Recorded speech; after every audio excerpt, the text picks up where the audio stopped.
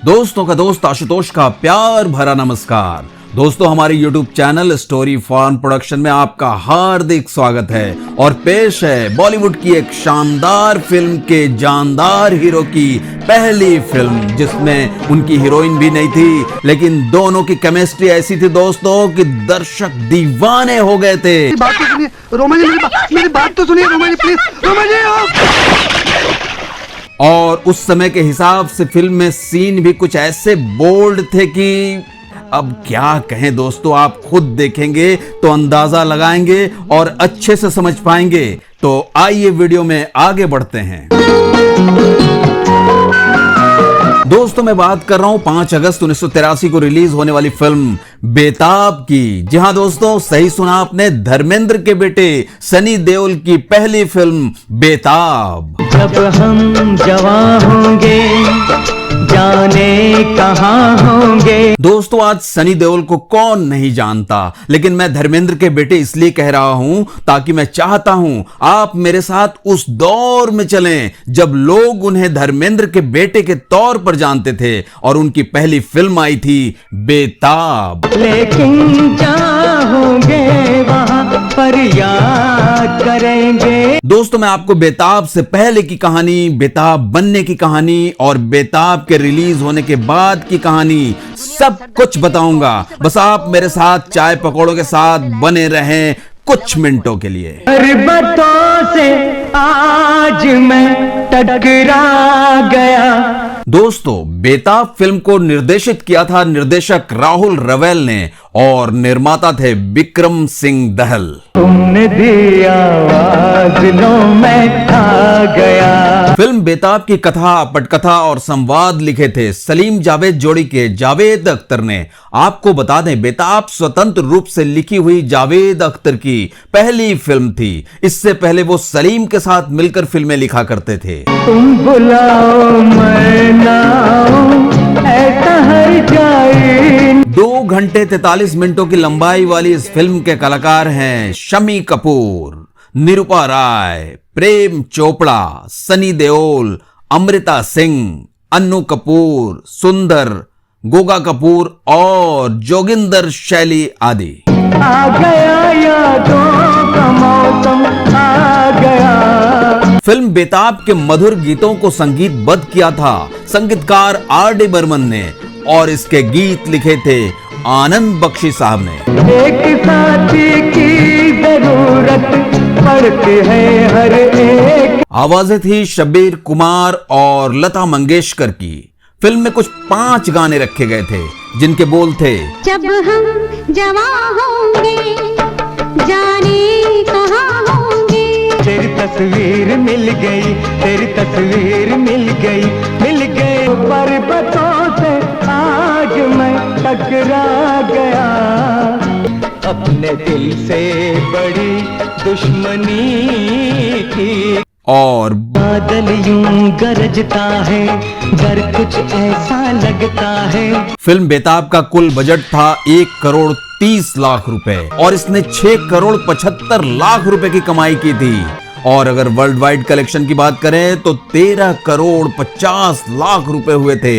यानी अपने बजट से कई गुना ज्यादा कमाई करके बेताब एक सुपरहिट फिल्म साबित हुई थी। पर बस कुछ भी हो सकता है, डर कुछ ऐसा लगता है। कमाई के मामले में बेताब 1983 की दूसरी सबसे बड़ी फिल्म रही थी।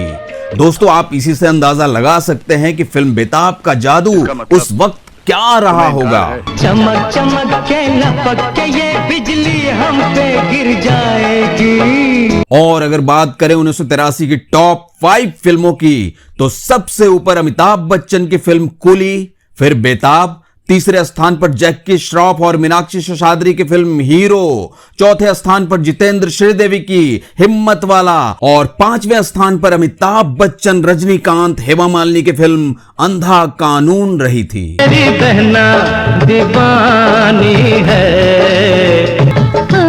मेरा भैया दीवाना है। दोस्तों, दोस्तों, फिल्म बेताब बनाने का मन कैसे बना और शुरुआत कहां से हुई, यह भी जानने वाली बात है।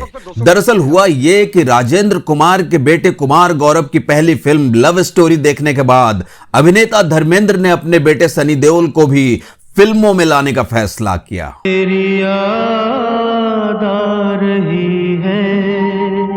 दोस्तों, अपनापन के भाव के साथ हमारी आपसे एक छोटी सी गुजारिश है, अगर आपने अभी तक हमारे चैनल को सब्सक्राइब नहीं किया है तो प्लीज कर लीजिए और बेल आइकन को भी प्रेस कर दीजिए ताकि हमारे नए वीडियो का नोटिफिकेशन आपको मिलता रहे और हम एक दूसरे के साथ जुड़े रहें। बादल यूं गरजता है, डर कुछ ऐसा लगता है। और बता दें, फिल्म के निर्देशन के लिए धर्मेंद्र पहले राजन सिप्पी और रमेश तलवार के नाम के ऊपर विचार कर रहे थे, पर चूंकि राजेंद्र कुमार ने अपने बेटे कुमार गौरव को फिल्म लव स्टोरी से लॉन्च किया था और फिल्म लव स्टोरी ब्लॉकबस्टर रही थी और उसके निर्देशक राहुल रवेल की चर्चा चारों तरफ खूब हो रही थी, इसे देखते हुए धर्मेंद्र ने फिल्म बेताब के निर्देशन की जिम्मेदारी राहुल रवेल को ही पकड़ा दी। इस तरह बेताब फिल्म के निर्देशक फाइनल कर दिए गए। तुम बैठो उस पार, हम बैठे इस पार। उसके बाद फिल्म की कहानी लिखने के लिए धर्मेंद्र ने जावेद अख्तर को चुना। यहां पर यह बताना लाजमी है कि अपने एक इंटरव्यू में निर्देशक राहुल रवेल ने खुलासा किया था कि फिल्म बेताब की कहानी दरअसल उनकी अपनी कहानी है। अपनी कहानी का मतलब अभिनेत्री मधु कपूर के साथ उनकी अपनी प्रेम कहानी पर आधारित है।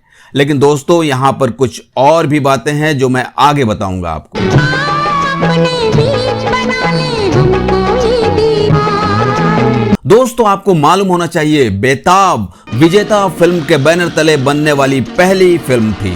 धर्मेंद्र ने इस बैनर का निर्माण अपने बेटे सनी देओल को लॉन्च करने के लिए ही किया था। विजेता फिल्म का नाम धर्मेंद्र ने विजेता देओल पर रखा था, जो सनी देओल और बॉबी देओल की बहन है। दिल फिर भी मिल सकता है, डर कुछ ऐसा लगता है। बेताब सनी देओल के साथ साथ अमृता सिंह की भी पहली फिल्म थी। धर्मेंद्र इस फिल्म के लिए एकदम नए चेहरे की तलाश में थे। इसी क्रम में मीनाक्षी शेषाद्री और मंदाकिनी ने भी ऑडिशन दिया था। जहां फिल्म बेताब के लिए मीनाक्षी शेषाद्री धर्मेंद्र को नहीं जची, वहीं मंदाकिनी को निर्देशक राहुल रवेल ने कम उम्र की वजह से रिजेक्ट कर दिया था। और एक दिलचस्प बात आपको बता दूं, उस वक्त तक मंदाकिनी यास्मीन के नाम से जानी जाती थी। और जानने वाली बात यह भी है कि इस फिल्म के लिए अभिनेत्री किमी यशपाल ने भी हेमा मालिनी से पैरवी करवाई थी, लेकिन धर्मेंद्र ने यह कहते हुए उन्हें नहीं लिया कि उन्हें नए चेहरे की तलाश है। लेकिन जहाँ होंगे वहाँ फरियाद करे। आपको बता दें, फिल्म बेताब को धर्मेंद्र ने काफी धूमधाम के साथ अनाउंस किया था। उसी क्रम में हीरोइन की कास्टिंग के लिए देशव्यापी ऑडिशन किया गया था और फिल्म के मुहूर्त वाले दिन इंडस्ट्री के नामी गिरामी हस्तियों को बुलाया गया था, जिसमें राज कपूर, दिलीप कुमार, देवानंद, संजीव कुमार, वहीदा रहमान और राज खोसला जैसी बड़ी हस्तियां शामिल थी। फिल्म बेताब का मुहूर्त क्लैप राज कपूर साहब ने दिया था और मीडिया से मुखातिब होते हुए राज कपूर साहब ने कहा था कि सनी देओल बॉलीवुड के अगले ही मैन होंगे। खोल कर इन बंद आंखों ओझरों की। दोस्तों, भले ही बेताब के निर्माण में धर्मेंद्र ने रात दिन एक कर दी थी, पर फिल्म के सेट पर वो नहीं जाया करते थे क्योंकि सनी देओल अपने पिता की काफी सम्मान करते थे। इस वजह से धर्मेंद्र को लगता था कि ऐसे में सनी देओल शर्मा जाएंगे, जिससे उनका परफॉर्मेंस भी प्रभावित हो सकता है। हालांकि कभी कभी धर्मेंद्र सेट पर सरप्राइज विजिट पर जरूर जाया करते थे। रेशमी जुल्फों को मैं बिखरा गया। जानने वाली बात यह है कि पूरी देओल फैमिली सनी देओल की फिल्म को लेकर काफी उत्साहित थी। सभी जानना चाहते थे कि उनका सनी कैसा एक्टिंग कर रहा है। घर के लोग सेट पर जाकर सनी को एक्टिंग करते हुए देखना चाहते थे, लेकिन धर्मेंद्र ने सभी को सख्त हिदायत दी थी कि कोई भी सेट पर नहीं जाएगा।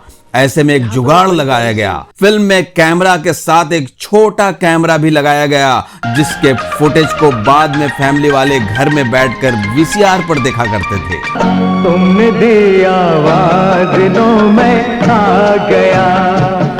जिन दिनों बेताब की शूटिंग चल रही थी उन दिनों फिल्म इंडस्ट्री के साथ साथ आम लोगों में भी सनी के नाम की काफी चर्चाएं थी। कई फिल्म प्रोड्यूसर्स ने धर्मेंद्र से यह गुजारिश की कि सनी देओल को उनकी फिल्मों में भी काम करने दें। इस तरह बेताब के रिलीज होने से पहले ही सनी देओल ने तकरीबन आधा दर्जन फिल्में साइन कर ली थी, जिनमें शामिल हैं सनी, सवेरे वाली गाड़ी, सोहिनी महिवाल, मंजिल मंजिल, जबरदस्त इत्यादि। पर्वतों से आज मैं टकरा गया। दोस्तों आपको बता दें, बेताब फिल्म की कहानी को लेकर कई विवाद भी हुए थे। लाल दुपट्टा मलमल का, काश आप हमारे होते, लावा, वारिश, घर आया परदेसी जैसी कई फिल्मों का निर्देशन कर चुके निर्देशक रविंद्र पीपट ने धर्मेंद्र और राहुल रवेल पर आरोप लगाया था कि बेताब फिल्म की स्क्रिप्ट एक्चुअली उनकी थी, जो उन्होंने धर्मेंद्र को पहले सुनाया था। उस वक्त धर्मेंद्र ने स्क्रिप्ट को रिजेक्ट कर दिया था और बाद में इस स्क्रिप्ट को जावेद अख्तर द्वारा लिखी हुई बताया गया था। बस आज मेरी खोई तकदीर मिल गई, तेरी तस्वीर मिल गई। फिल्म बेताब की कहानी के अनुसार सनी देओल के पिता और शम्मी कपूर दोनों अच्छे दोस्त हुआ करते थे और दोनों ने अपने बच्चों की बचपन में ही आपस में शादी तय कर देते हैं। लेकिन कुछ समय बाद सनी के पिता कंगाल हो जाते हैं और उनकी मौत हो जाती है। समय के साथ सनी और अमृता सिंह बड़े होते हैं, दोनों की मुलाकात होती है। पहले दोनों एक दूसरे को पहचानते नहीं, नोक झोंक और झगड़े से शुरुआत होती है, फिर धीरे धीरे दोनों में प्यार हो जाता है और फिर पता चलता है कि दोनों बचपन के दोस्त हैं और दोनों की शादी पक्की हो चुकी है बचपन में ही। लेकिन सनी अब अमीर नहीं रहा, इस वजह से शम्मी कपूर अपनी बेटी अमृता सिंह की शादी सनी से करने से मना कर देते हैं। अपने दिल को जलाते रोशनी तितली। दोस्तों आपको बता दें, फिल्म बेताब के अलावा दो दोस्तों के द्वारा अपने बच्चों की शादी तय करना और बच्चे के बड़े हो जाने पर अमीर गरीब का हवाला देकर रिश्ता तोड़ना, ये कॉन्सेप्ट इससे पहले 1977 की फिल्म हम किसी से कम नहीं में भी सेम टू सेम देखने को मिला था।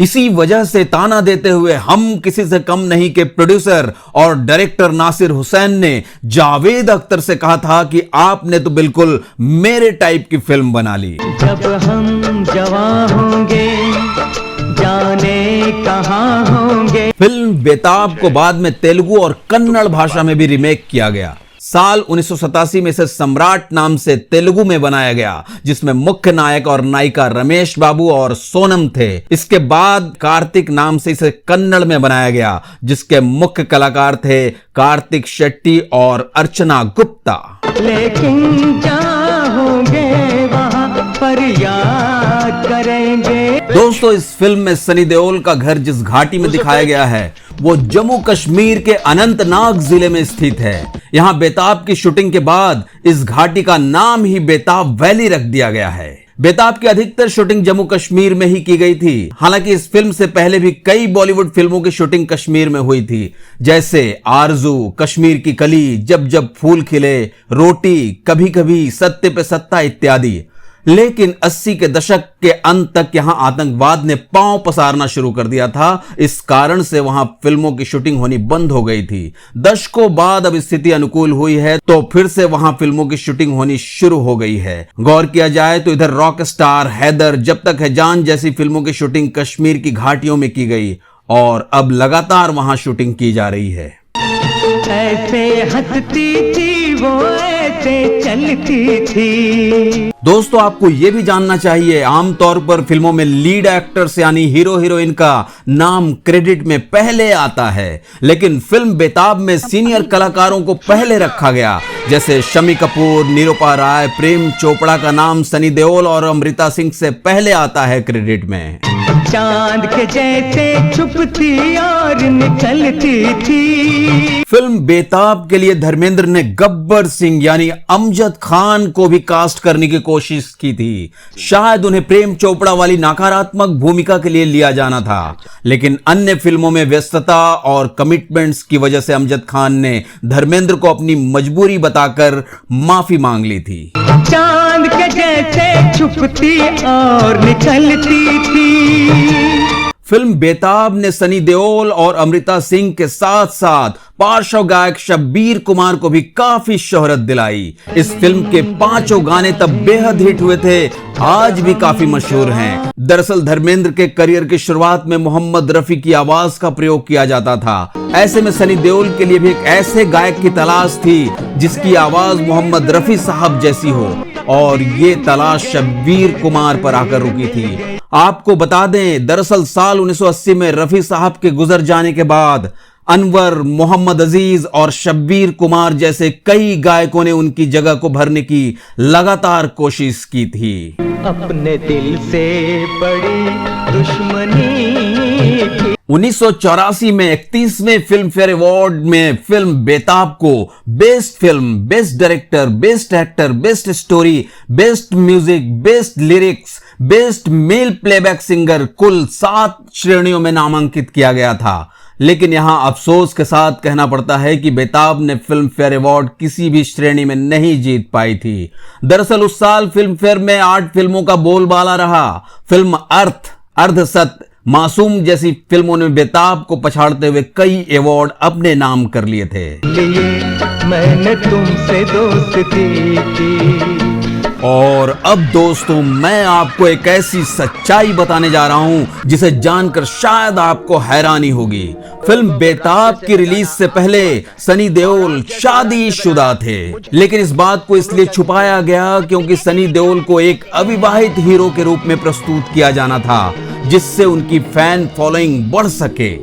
दरअसल इस फिल्म के दौरान एक बार सनी देओल लंदन में अपने अंकल के पास गए।